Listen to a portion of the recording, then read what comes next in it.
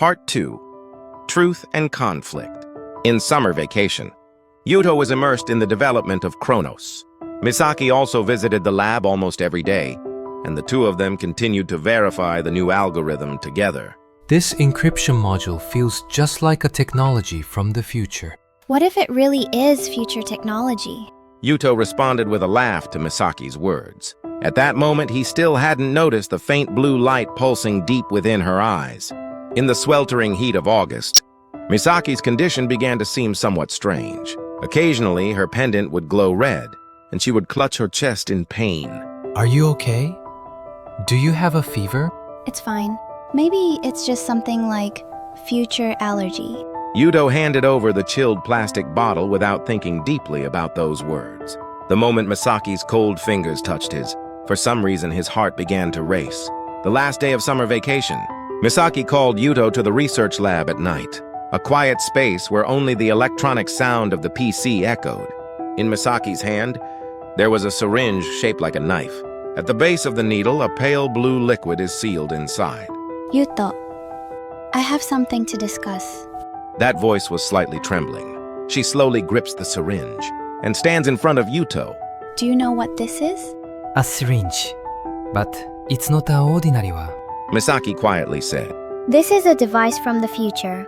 It's built with a space-time stabilizer and a biological erasure mechanism, a tool meant to kill you. Yuto opened his eyes wide. Tears were welling up in Misaki's eyes.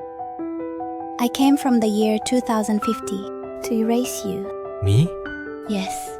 The AI you developed, Chronos, was repurposed into a nanoweapon in the future.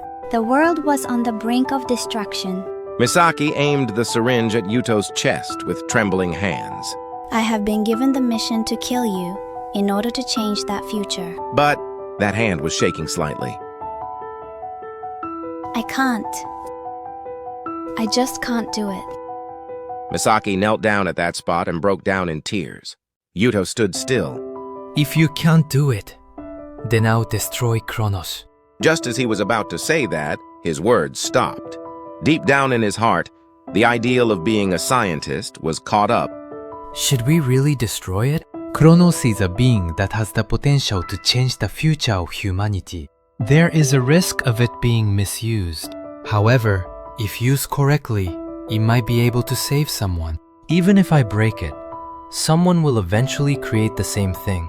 If that's the case, shouldn't I take responsibility and see it through? Yuto stared at the code of Chronos displayed on the monitor. His hands trembled and sweat began to bead. Yuto, please. Misaki's voice echoed from behind. However, Yuto's hand did not move. At that moment, Misaki's body began to fade. Huh? When he turned around, her outline was gently wavering. It's becoming transparent, little by little, like glasswork. Time paradox. I failed to change the past. In this era, the time I can exist is already coming to an end. Misaki smiled while shedding tears. I'm sorry, Yuto. I couldn't kill you, nor could I save the future. But I was truly happy to have met you. Wait, it's not over yet. If I destroy Chronos, the future will. Misaki quietly shook her head. It's already late. I have become destined to disappear. Her body is fading away as if it is dissolving into the air. On the ground, only tears remained as small droplets. Yuto, thank you. I hope your future is filled with happiness. That voice faded into the night breeze. Yuto collapsed on the spot. Why?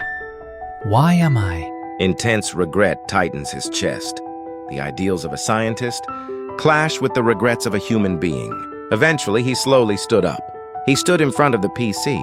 He stared intently at the code of Chronos displayed on the monitor. I won't hesitate anymore. In the next moment, he slammed the PC onto the floor, yanked out the SSD, and crushed it. He deleted all the backup data as well. This is fine. Yuto collapsed on the spot, clenching his fists. In the depths of my ears, Misaki's voice echoes repeatedly. Thank you. Dawn. On the rooftop of the school building, Yuto was alone, looking up at the sky. He felt that the warmth left by Misaki still lingered, deep in my heart. I couldn't save you, but I will never let your wish go to waste. So vowed Yuto as he quietly closed his eyes.